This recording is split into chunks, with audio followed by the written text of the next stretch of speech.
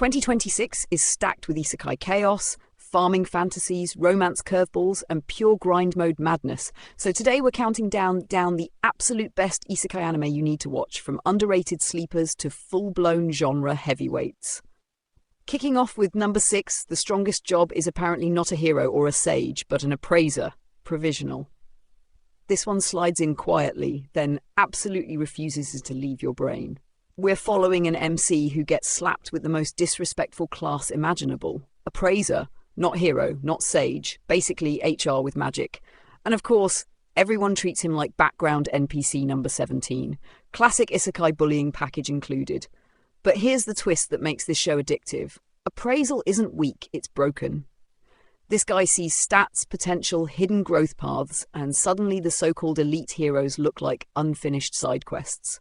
Watching him build a cracked party using pure knowledge instead of brute force is insanely satisfying. It's less power fantasy flexing and more long-term domination, and that hits different. The pacing is surprisingly sharp, the world building doesn't waste time, and the side characters actually matter. Villains talk big, get exposed, then panic, which never stops being funny. Sure, it still leans into familiar isekai tropes, but it plays them smarter than expected. If you enjoy underdog stories where intelligence beats destiny and you like watching arrogant characters get humbled without 20 episodes of build-up, this one earns its spot easily. Sliding to number 5. There was a cute girl in the heroes party, so I tried confessing to her. Yes, that is the real title. No, it's not subtle, and somehow it works. This anime takes the standard heroes party setup and says, what if the emotional side character just left? Our MC isn't chasing demon kings, he's chasing peace, romance, and not getting emotionally nuked by toxic party dynamics. What makes this fun is how painfully relatable it is. The hero's party is a mess. Ego issues, emotional neglect, and that one overpowered dude who doesn't know how to communicate. When the MC confesses and walks away, the story becomes less about fighting monsters and more about healing from main character trauma. The romance actually breathes. Conversations feel human, awkward silences hit harder than boss battles, and when action does show up, it's grounded. No random galaxy-level explosions just because it's episode 8. The anime low-key roasts traditional hero narratives without turning cynical. Is it flashy? Not really. Is it memorable? Absolutely. If you're tired of emotionless harems and want a calmer isekai that still understands fantasy stakes, this one sneaks up on you hard. Landing on number 4. Mushoku Tensei 3 Isekai Itara Honki Dasu. At this point, Mushoku Tensei isn't just an anime, it's an institution. Season 3 continues the journey with heavier themes, messier emotions, and consequences that actually stick. Rudeus isn't magically fixed, and that's exactly why this works. Growth here is slow, uncomfortable, and earned. The animation remains unfairly beautiful. Magic feels ancient. Fights feel dangerous. Even quiet scenes carry weight. This season leans more into adulthood, regret, and responsibility, which some fans will love and others will absolutely argue about online at 3 a.m. Side characters shine harder than ever, relationships evolve instead of resetting, and the world feels lived in rather than built for convenience. The show still isn't perfect. Some choices will test your patience, but it never plays safe. Mushoku Tensei 3 doubles down on storytelling over crowd-pleasing moments, and that confidence is rare.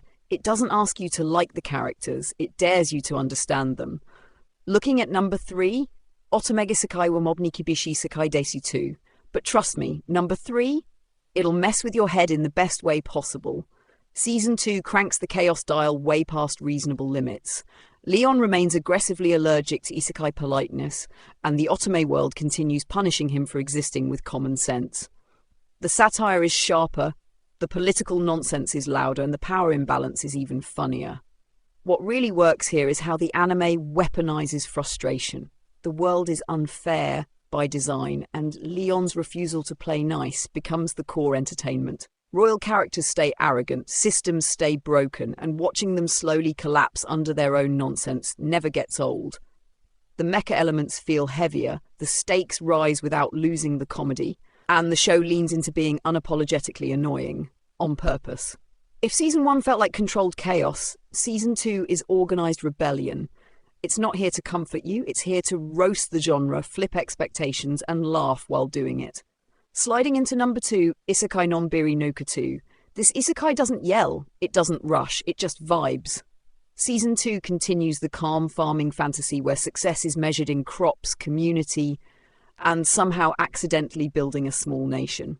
The MC remains absurdly overpowered, yet refreshingly uninterested in flexing. What makes this season better is scale. The village grows, relationships deepen, and the cast expands without turning into noise. Conflicts exist, but they're solved through cooperation, not screaming tournaments. It's therapeutic anime, the kind you watch after a long day. The humor is subtle, the pacing is intentional, and the show knows exactly what it is. No fake tension, no dramatic betrayals, just steady progress and wholesome chaos. If you want an isekai that feels like comfort food without being boring, this one absolutely delivers again.